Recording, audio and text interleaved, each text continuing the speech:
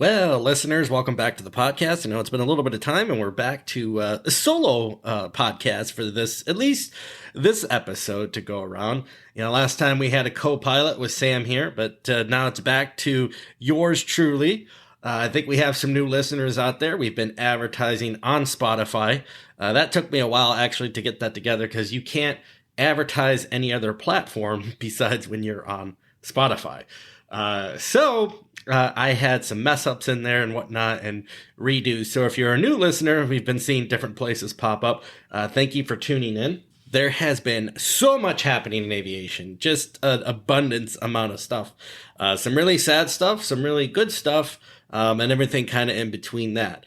But like with any industry, especially something of this magnitude, there's always going to be, unfortunately, incidents and accidents, but things we can learn from and things that we can move forward to together collectively to fly safer, to be safer, to learn, and try to avoid in the future. So we're going to talk a little bit about those, obviously some of the stuff you've been seeing going on in the news, and a little bit back and forth. We do have a continuing resolution. We like to touch a little bit on political stuff here, but we do have a continuing resolution. It looked a little bit off there for a while. Our new Doge second in command there, Elon Musk kind of threw a monkey wrench into it. And trust me, I get it. I mean, for being in this industry now going on 24 years, I understand government potential waste and bureaucracy. I deal with it every day. But unfortunately, the system can't just kind of stop as it is. It costs way more money to do that than to figure out a plan. So I'm not necessarily opposed to what people want to do. Probably just need to give it some time to let the process mature. But we'll have a new administration here in, 17 days? And so we'll see what they end up wanting to do then. But for now, we're funded, which is good. Keep things moving. And then hopefully we'll see some improvements as we go into the next couple of years. Like I said, this is not a political podcast, but I'm keeping, now we're with a new administration, like any new administration. Let's see if there's some stuff that maybe we can change. Who knows? At least, there's a lot of bureaucracy and regulations tied into this. And honestly, some of this could even go to some of the accidents that we've been seeing happen across the world. Things get from the FAA to the state down to airports, infrastructure money. It gets all kind of clogged up and people need to do signatures, and it's unfortunately, you get kind of caught in a snare, and then it's kind of impossible sometimes to get things done, especially depending on what state you're in or how the money flows from the federal government. So we'll get into a little bit of that, though, and talk a little bit about different airport aspects, some of the stuff that I've seen with some of the accidents that's happening. And then, like I said, just a ton of news, a ton of things happening. I did just book my trip to St. Lucia, first time I've been down there. I've had some family members go down that way before, but they never invited me because they're losers, not me. No, I kid. I, at the time, was in Hawaii. So I guess there's worse places to be, whether St. Lucia or Hawaii, right? But I hear St. Lucia is kind of the Hawaii of the Caribbean. So I'm looking forward to that trip, heading down on American Airlines. I tried United. I've been flying more United lately. Out of O'Hare, it's kind of the number one carrier, right? Not kind of, is the number one carrier as far as destination seats, etc. But they didn't go to St. Lucia. So flying on American Airlines, which used to be near and dear to my heart until they took away my status, then I moved on.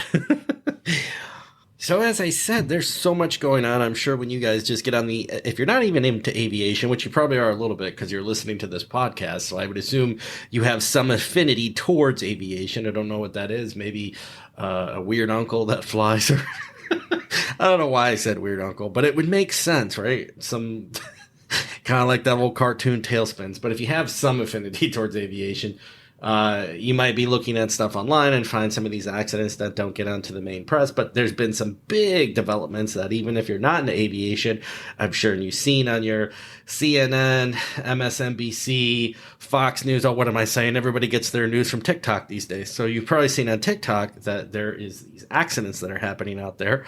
But you know what? That's okay, because the media creates new forms for someone like myself that literally could sit here next to a river and podcast to my favorite people in the world. And I don't need to have a studio. I just need to have a nice little office where I can feed my ducks and my geese and sit here and talk to all of my friends. Now, I say that saying that I'm diverging, or as Trump would say, the weave. I'm weaving away from the conversation, but there's been some major accidents. And the first one I want to talk about is the Azerbaijan. Let me get this right. Azerbaijan. I don't know how many times I'm going to say that in this podcast.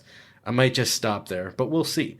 I actually, one of the people I used to work for, a congressman, is indicted right now for what was claimed to be some improprietary stuff with Azerbaijan and Mexico City in particular. Now, these are just allegations, and he's currently going through the prosecution process, so we'll see. But he was always a good guy to me, and I never saw anything but good stuff from him. So, but anyways, that's what I know about Azerbaijan, and I think there's a song about it. No, wait a minute, I'm thinking of that song of I took a pill in, what is it, Ibiza? You can feel free to drop me a line at my podcast email, DA podcast. I can't even remember my own email. Isn't that crazy how that happens sometimes? Oh, yes. The fun of non-editing. DApodcast85@gmail.com. Send me an email. Tell me I'm an idiot. That's fine.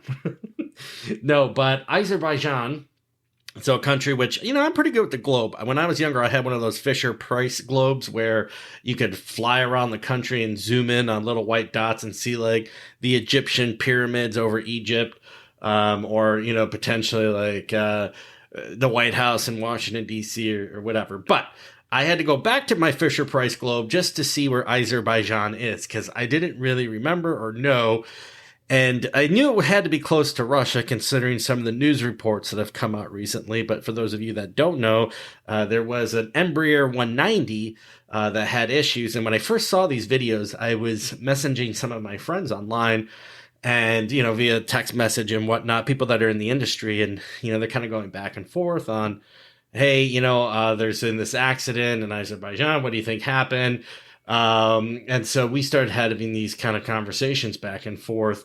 But, you could see the videos of this aircraft that was kind of like flying through the sky, making circles around the airport. And it just seemed like something was off from the very beginning of this accident. Actually, when you watch the videos, it reminded me of the United Airlines Flight 232, which was a McDonnell Douglas DC-10, which crashed in Sioux City. And if you remember that incident, I don't think we might have touched on this. We haven't done an episode on it, but maybe down the road we should. But there was an aircraft that had departed Stapleton Airport in Colorado, which, if you know, Stapleton is now the Denver International Airport, which moved outside of Denver. And Stapleton, actually, I just saw it recently, they turned the old air traffic control tower into a restaurant at the Stapleton Airport. I thought that would be kind of cool for the next time I'm in the Denver region. And what's funny is, so I was there for an aviation conference, I think 2 years ago, and they didn't use that as a venue. I mean, that's a miss. I don't know what these people are thinking at the American Association of Airport Executives, but next time they plan a conference, maybe put a little something in there for this restaurant. I mean, come on. That would have been a cool spot to have a venue, but no. Far be it from me. Let's go curling instead, which was fun. Curling is fun. It is an Olympic sport. I sweated my ass off on that ice rink.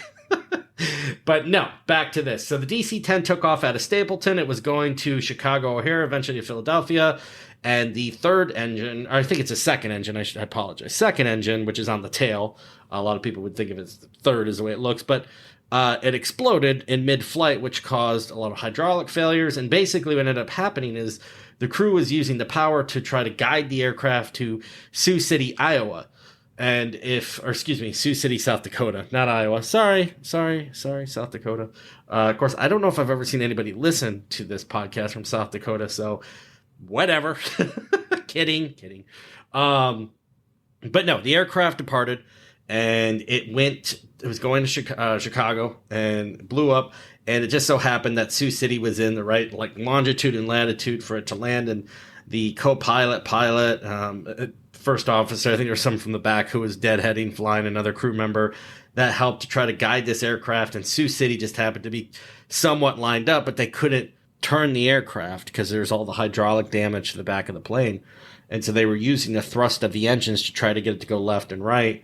But obviously, if you just get online and you see these videos, you will see a horrific crash in Sioux City. And I forget the amount, but it was somewhere, well, why guess? I think I have it up here. But when it crashed, it killed, of the 296 people on board, 112 died.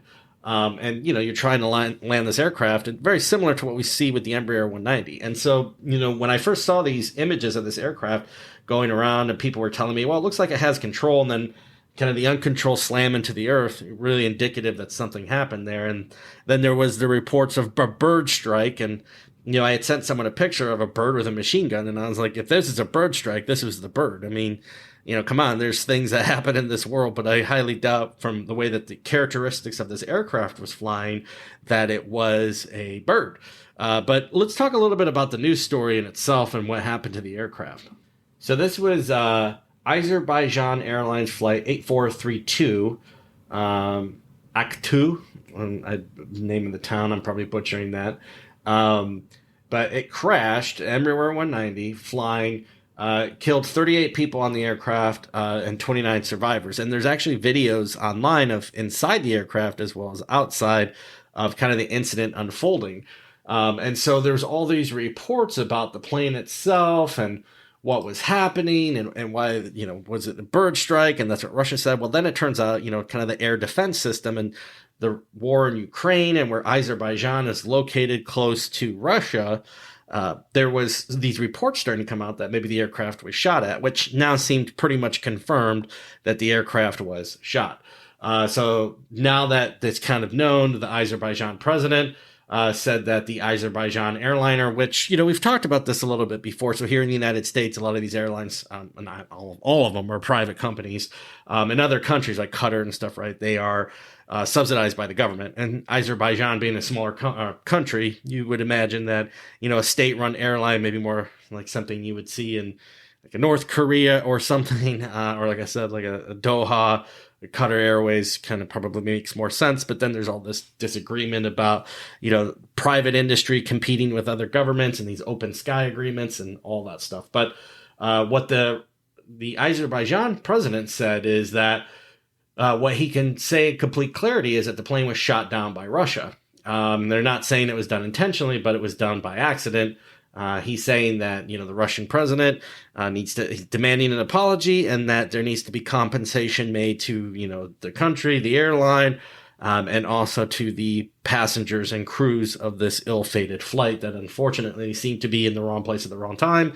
Confusion that maybe it was a drone that was sent off from Ukraine, but a casualty of war, unfortunately, for this aircraft that was taken down. But it sounds like the crew did a phenomenal job in trying to get the aircraft down as safely as it could, much like the United crew in Sioux City. They tried to employ all the characteristics that they could, but unfortunately, when you lose that mobility of the aircraft, whether, when you're talking about your ailerons and you're talking about your elevator, and it turns into a situation where it's hard. You're losing rudder. You're losing all these mechanisms that allow the aircraft to operate safely. And how can you land an aircraft in that type of configuration? So it looks like they did as much as they could to try to get this plane on the ground.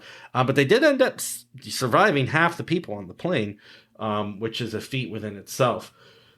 So the president said the aircraft was hit by fire from the ground over Russia, rendered it uncontrollable by electronic warfare. That was accused, obviously, that Russia was trying to hush us up, which was a lot of the bird strikes. Like I said, it was bird strikes maybe in a metal jacket. It's crazy to think that anybody kind of looking at this. Like I said, when I started getting pictures and stuff in from people that either listened to this podcast and were sending me emails, obviously it looked like some shrapnel went through the plane. It wasn't a bird that hit this plane. So they're still working on it. Like I said, they're demanding an apology, and kind of for them to admit to what they did.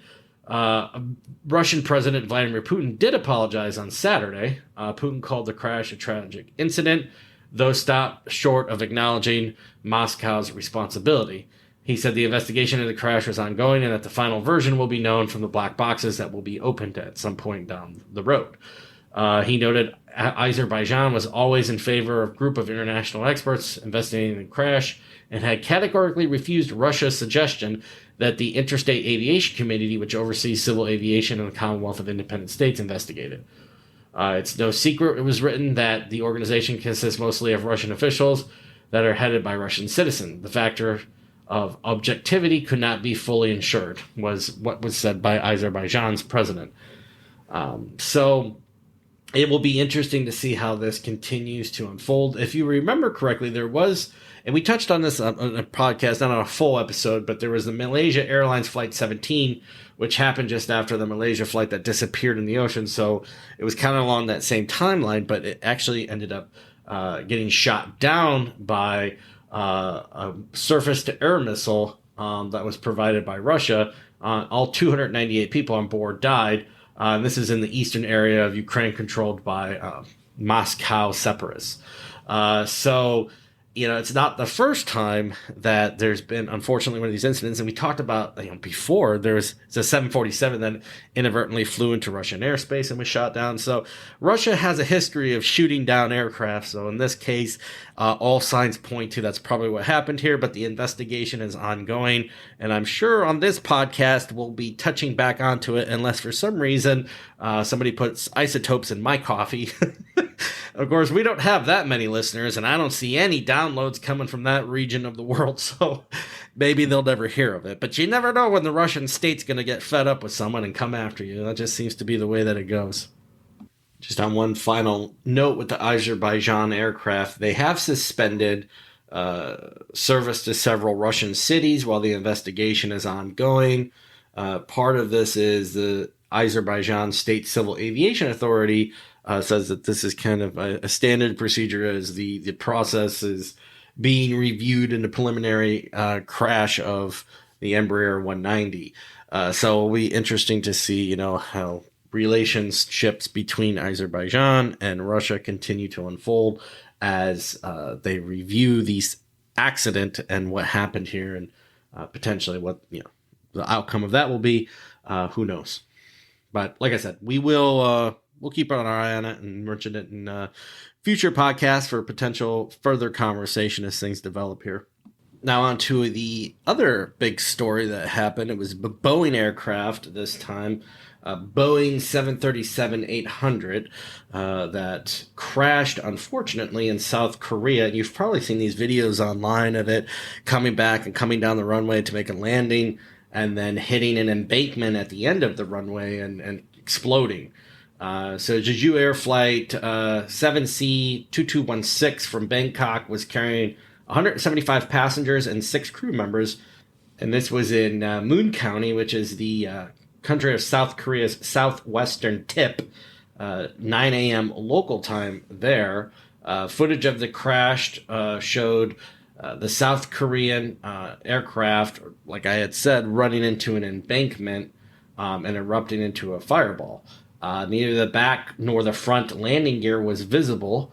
And at the time, it was reported that another potential bird strike, in this case, we heard that with the Azerbaijan aircraft, but here there were reports early on, and it's still speculation of a bird incident, which necessarily wouldn't lead to that there was an issue with the landing gear on the aircraft, which if you watch any of the videos, you can clearly see that the landing gear is not down. Also, the flaps not down, and the slats aren't down on this aircraft. And they took the shorter runway at the airport, not the longer runway. So whatever happened, the crew didn't have time to really assess the incident and needed to get back. At least that would be the assumption. Needed to get back as soon as possible to the airport.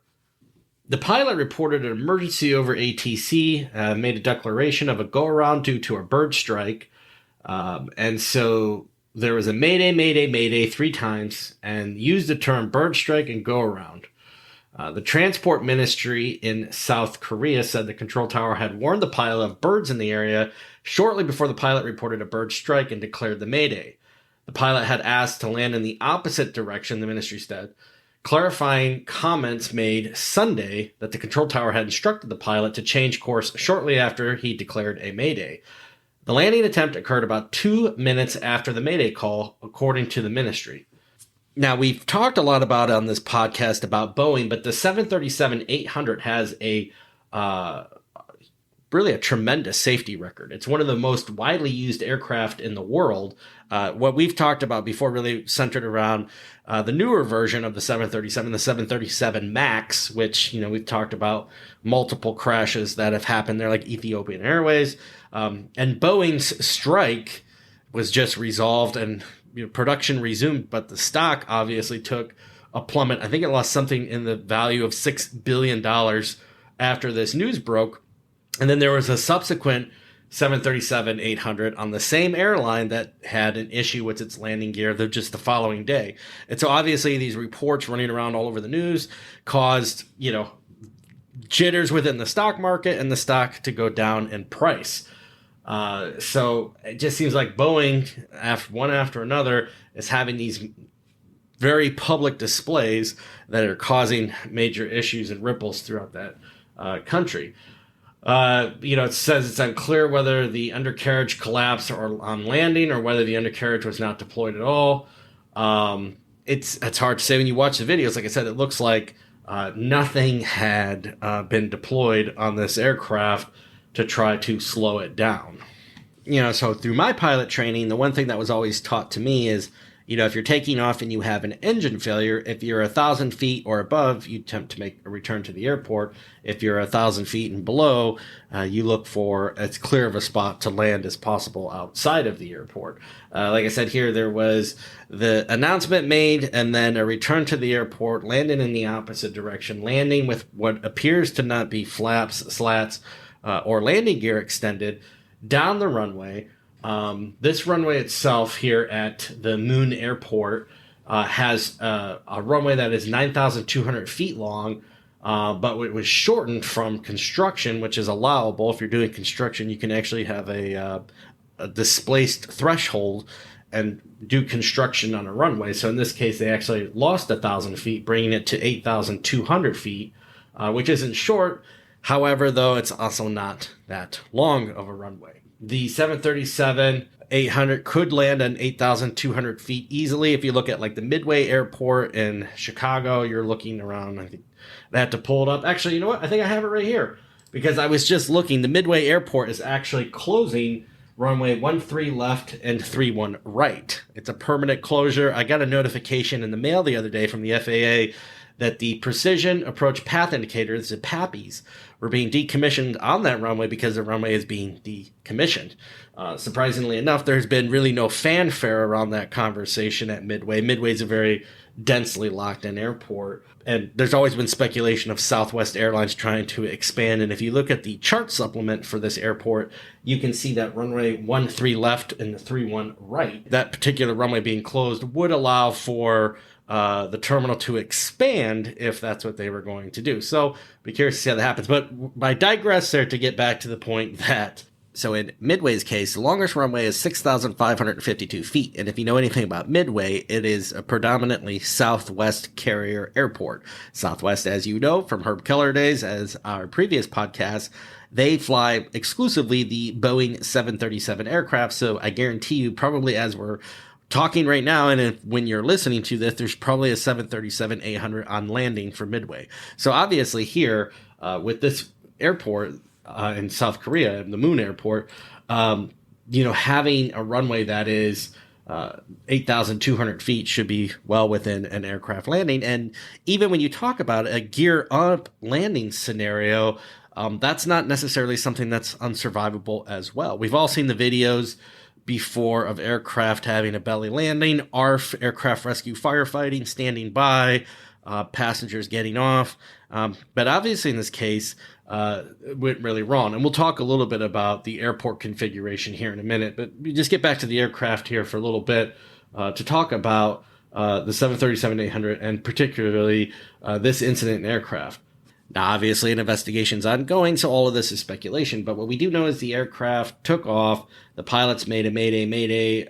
They said they struck a bird.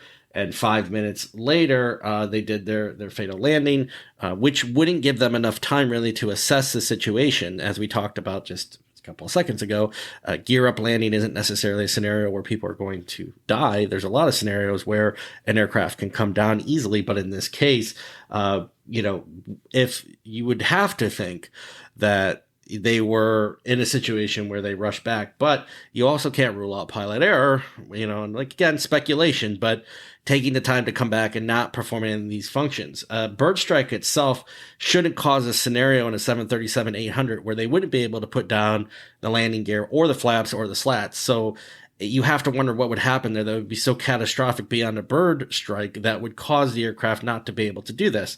I mean, I could even see turning around and coming back and landing if you had to, but why not put down the landing gear? Again, we reserved the right because we don't know exactly what was going on in this flight deck, but it does seem like a rush job to get back to the airport and land after a bird strike. Yeah, there has been some speculation floating around that if they did ingest birds into the left engine, did they bird strike the right engine as well, which caused a complete hydraulic failure? Or did the aircraft shut down the wrong engine when they saw the emergency? This has happened before too. We just saw one of these incidents before where the pilots unfortunately turned off the wrong aircraft engine that was still operating normally. Not saying that's what happened here, but that's obviously some of the speculation out there that potentially maybe they did do this. Now, obviously, this is a little bit of my world when we talk about the runway configuration at an airport and some of the safety features that are attached to it. We have ICAO, the International Civil Aviation Organization, and of course here in the United States, we have the Federal Aviation Administration and the National Transportation Safety Board. So at airports, one of the things when you have a runway that you're supposed to do is have a runway safety area, kind of a clear pathway at the end of it, 1,000 feet. If there's an aircraft excursion, and something like 96% of the time, the aircraft would remain within that 1,000 feet off the end of the runway. Or if you don't have that, some airports in the United States have what's referred to as an engineered material arresting system, or EMAS, which, depending on the airport, is crushable concrete or could be kind of like a granular, like almost like marble looking substance that basically slows the aircraft down when it goes into it. If you've ever seen one of those runaways on the side of a highway when you're in a mountainous area, like say like Tennessee or Kentucky or a state with a mountain range, and you see these runaway zones where a semi truck can go up a hill going down a hill, where the highway department has built in basically like a runoff with sand in it so the truck can slow down. That's what an engineered material arresting system is. An aircraft lands and does an excursion. At this airport, unfortunately, there was a concrete barrier. So in part of the instrument landing system, that support structure caused basically a giant wall to be at the end of this runway. If it would have been a clear zone, they would have gone past it. Now, we've seen instances even still where, there are casualties, but I'm sure it would have been less severe than this. Now, I've seen some articles floating around, as we do, these experts that get up and, maybe somebody out there could call me to be an expert. I would love to be that because, we face that at these airports. These systems are very expensive. I actually work with an engineered material arresting system. It's $8 million alone for our bed on one end of the runway, and the opposite end's another $8 million. So you're talking $16 million. The FAA does fund this, but they don't look at them. They're still fairly new, but in the last 20 years, they don't work on the operations and maintenance cost of it. So when you're looking to do things like, a replacement, you're talking, potentially the figures we were just talking about, or if you're rehabbing $800,000, $2 million, there's one company out there, Runway Safe, that actually builds this material. And so you put one in, and this article, basically somebody was saying, why don't all runways have this, even if they have 1,000 feet? And unfortunately, it's a great idea, but how can you say that the cost makes sense across the globe? And then what airports are faced with is, even insurance is dropping them, because if somebody goes into it, especially, fences are good for honest people, but if someone inadvertently gets onto an airport and drives a vehicle into one of these beds, they could cause hundreds of thousands of dollars in damages and not millions of dollars. And so insurance companies have been dropping this, which cause issues for airports. So when you talk about safety, everybody likes to get on their soapbox and say, safety, safety, safety. The hem behind the scenes, they say, oh, money, money, money, money. And it's costing a lot of money.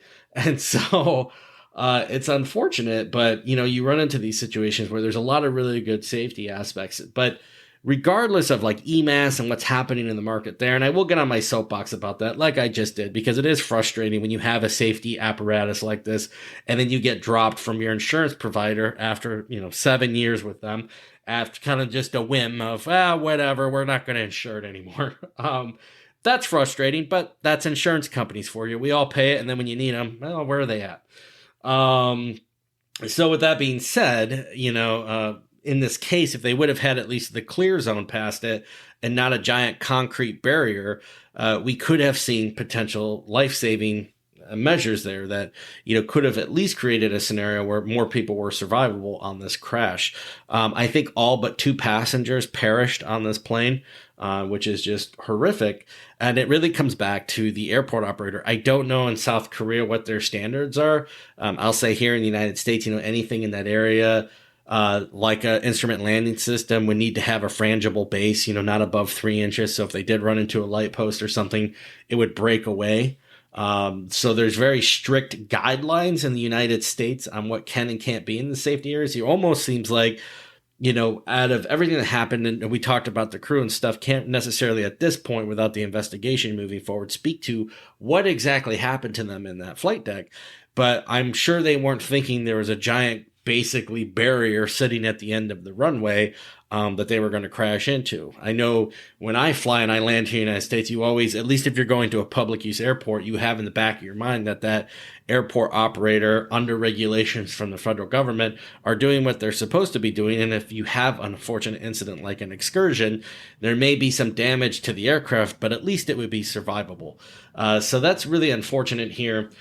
So we're going to continue to monitor this incident. Obviously, if there's stuff we can learn from it, and maybe, especially here, if this was, maybe they didn't realize how this is built up, or they need to improve their safety inspections in South Korea. I think all of that will come out. But again, good lessons as all these airport sponsors around the globe look at their facilities and say, well, maybe we need to do some things, right? Clear out potential trees or road systems, or whatever might be a potential issue for an aircraft that has an excursion off of an airport. And like I said, I think that the FAA needs to take a good hard look at the engineered material arresting systems and probably change how they fund those, and what's eligible to help these airports. There's the Airport Improvement Program, which now with Congress reauthorization is roughly $4 billion a year. That money goes across the globe, but airports across the United States, our globe, part of the globe. But they go into, these individual airports, and they have to figure out ways to showcase why something like an EMAS would be important to the airport. And many times you're struggling to make that opinion known. And then even once it's installed, now you have things of working with insurance brokers, and you have, when these beds start to get older, repairs and potential replacements. And there's been some good indications. Roanoke, Virginia, the airport there, the airport district's office of the FAA have funded a new EMAS bed. So there's indications that, potentially they'll look at EMAS in a different light. But there's a big push here over the last decade to improve runway safety areas. So kudos to the FAA doing that. But as we know with safety, we learn new things, and we should always adjust and move forward to allow for the most safe, operable scenario for these aircraft operators when they come and go from the airport facility, because as we know, most incidents and accidents either happen in takeoff or landing. So the airport environment has to be secured. And we have to make sure that it's a forefront. So hopefully there'll be some lesson learned here, and condolences to the families, unfortunately, that were a part of this. I saw a story where there was a dog. Unfortunately, the entire family perished on this plane, and the dog was waiting basically for the family to arrive. Was there with other people, of course. So just unfortunate. Jeju Air is a Korean low-cost carrier, so kind of like an Allegiant, named after the popular Holiday Island off the country's south coast. And it's one of the busiest routes traveled in the world. So we'll continue to monitor that, along with any other incidents and accidents that are happening out there. So at the end here, just wanted to touch on some things that I thought were of interest. We kind of talk about some of these stories out there. JetBlue is going to offer first class seating in 2026. We've seen, it's kind of the change with Spirit and Frontier, things kind of popping in and out and changing how they look at things, having more classes in the aircraft cabin. But JetBlue also just was fined $3 million for creating route structures that weren't based in reality is basically what the federal government said. So booking schedules that really people that were flying on the airline couldn't actually do. So that's interesting. Alaska and Hawaiian are reshuffling their wide body networks as they continue their merger. We've seen places, we talked about this, I think, before, where like Austin lost its service to Hawaii. So as that merger continues and to go, it will continue to structure it. And Silver Airways, I did a tour of the Orlando International Airport before, and Silver Airways has, I think, a maintenance base there. They also fly out of there. I think they're based out of Tallahassee, but they just filed for bankruptcy. They fly down to kind of the Keys. I think they go to the Bahamas, but they filed for bankruptcy protection.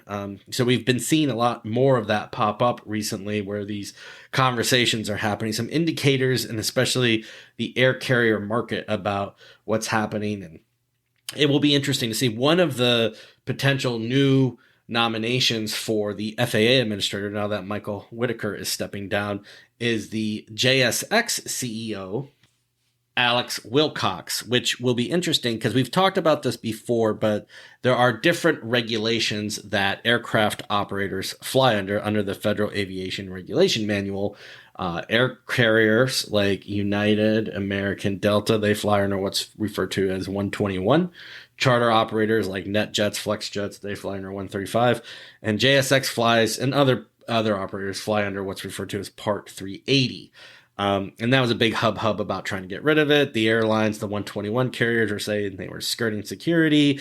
JSX said no, but it's interesting. It seems like that's kind of gone to the wayside, which with the way the election went. But now we will see what ends up happening here with the FAA administrator, but with potentially Alex Wilcox coming on board, that could shift things around a little bit and maybe open up some avenues. And if they keep Part 380, we talk about these Silver Airways. I don't know if Silver Airways is actually flying under that. I think they fly under 121, but sometimes a 121 operator will fly under 380. It's just basically the regulation the aircraft actually is flying under. So if like United took their plane and chartered Notre Dame out of the South Bend airport, they could be flying under Part 380, even though normally that aircraft would be under 121, which changes, security regulations, how many flight attendants, stuff like that. You need to have crew members on the aircraft. So some say it's a cost savings. Others say that it's a way to allow some of these outskirts airports, or potentially, maybe like a team or something like that, to fly without having to go through like TSA at a checkpoint, etc. So, and they're vetted, and, there hasn't been any incidences, safety or security incidences within 380. So they do have a good track record of flying under that. So we'll see what continues to happen under this administration. Like we talked about before, regulation is kind of on the table. So we'll see what ends up happening with that when they look over kind of the spectrum of regulation for aviation and see where we kind of end up. Now, I don't know if the National Transportation Safety Board still does their top 10 list, or maybe that's David Letterman I'm thinking of, but they did their most wanted list where they were talking about security incidents for that year. They might have gotten rid of it. I think I remember reading something now where they did do that. But there has been more incidences recently where it's either air traffic controllers or pilots getting confused and ending up onto the same surface. In October, there was Southwest Airlines lining up onto a runway, and a small aircraft, a Diamond Air, on that same runway. It sounds like they were both cleared to land on there by ATC, but the NTSB is still investigating this report. There was a similar incident, only this time, and I shouldn't say because they're still investigating it, so whether ATC or pilot error, but at the LAX airport, and this was a potential disastrous situation that could have killed the Gazenga University basketball team, which I don't know if that's the one Jimmy Kimmel's always saying is fake, but they were given taxi instructions to hold short of the runway in LAX, and this was Key Lime Air Flight 563, Key Lime Air, talking Silver Airways and Key West. Maybe they change the name to Key Lime Air. That might be more indicative of a Key West route, and hey, who knows, maybe marketing will turn around for them. They'll get right out of that Chapter 11 bankruptcy. It was caught on footage. You can find this online. They went past the hold short line, didn't actually get onto the runway as a Delta airplane was departing. The air traffic controller can be heard on the radio yelling "Stop! Stop! Stop!" to the Key Lime Air aircraft as it was attempting to pull onto the runway. Um, and then the Airbus A321 from Delta Airlines, which is Flight 471, was heading down the runway and taking off. You can hear "woo woo wow," a plane spotter who was filming the runway and uploaded the video to YouTube can hear kind of exclaiming about the near miss. The Federal Aviation Administration opened an investigation into what happened here. Nobody obviously was hurt, but it's one of these instances where nobody was hurt, but we should take a moment to step back and figure out if there's stuff that's going wrong with the invent of ADSB and ground service radar. Hopefully those tools and AI will continue to minimize these potential issues. But when you look at a runway crossing, right, you have enhanced centerline marking, stop bars, red signs, just trying to get a pilot's attention to let them know that they're getting onto, a surface like a runway, right, or an ILS critical area or whatever it might be. But the plane landed fine. Basketball team took off. I don't know if they won or not.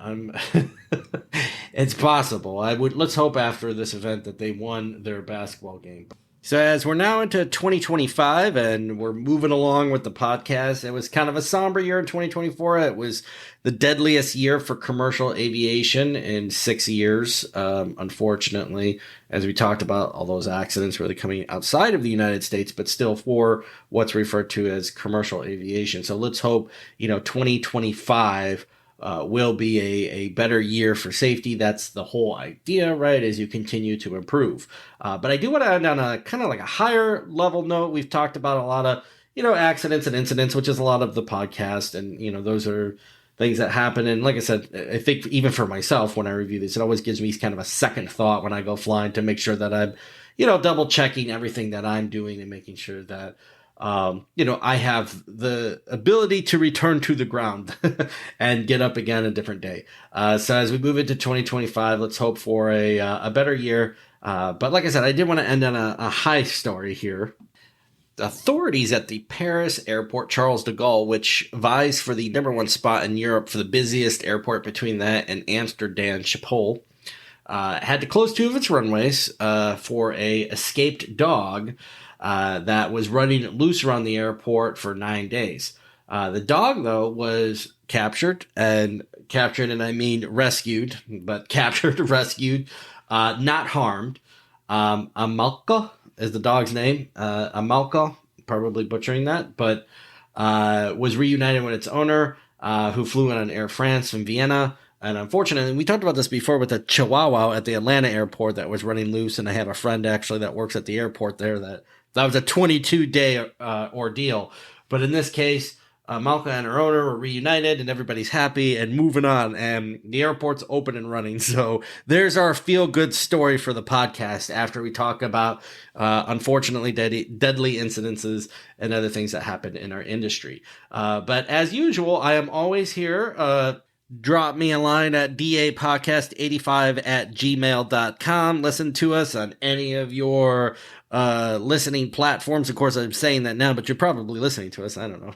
What's kind of grinds my gears is I came up with this awesome ad for Spotify. I said this earlier on, but it was really good. Kind of had some indications of like a Top Gun theme, and Spotify completely said like no. And like I said, I ended up having to use their AI, which it turned out all right. But that did kind of grind my gears a little bit. Try to be creative here and get some stuff out there. Sam says hi to everybody that's listening, I'm sure, or I'll say hi to Sam either way. Now that you're back here just listening to me drone on about aviation stuff, I'm sure people are wondering where the co-host is.